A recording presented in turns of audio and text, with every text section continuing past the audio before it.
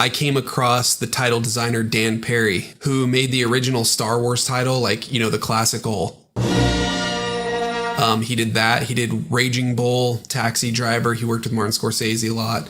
And a lot of the technique for creating title sequences at that time was optical printer. So I was trying to see if maybe we could get a hold of him. And oddly enough, it just so happened that he was scheduled to come to our studio for some reason and do like a talk on title sequences. And it was like the weirdest crossing of paths that I just happened to be looking at him. I even sent our creative director and producer like, hey, can we get in contact with Dan and see if he can help us with this? And then a couple days later, they're like, oh, he's actually coming to the studio so we could talk to him. And so he did come to the studio, and he came over to my desk, sat down, and I showed him what we were working on. And I said, look, we're inspired by a lot of the titles that were done in the 80s. And what we really want to make is something that looks authentic to that time period.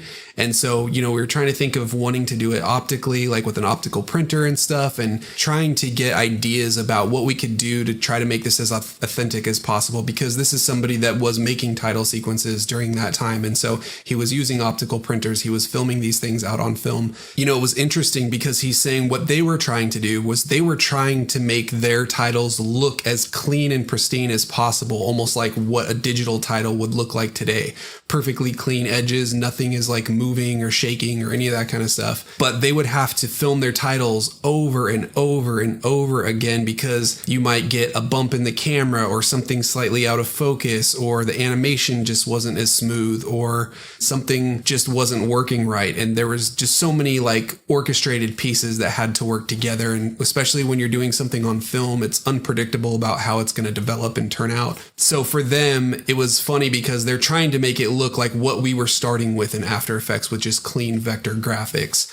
But we wanted to go back and try to bring in some of those imperfections. And his advice was sort of like to take this tool that we have with digital technology and then just incorporate all the things that we want to bring back from the era of doing things practically on film. But it was also great because I was able to ask him questions about like, what were some of the things that were happening when you're trying to film these out practically that you were trying to avoid, like that you had to film over and over again for. And there were so many different ideas and mentioning, but one was that when you are dissolving two shots together, the first frame of that cross dissolve, when two shots are blending together, you might get a pop in the exposure, because the first time that those two pieces of film are being joined together, the exposure is doubling up. And so you're having to sort of animate this by hand, but there's no way to get it exactly perfect.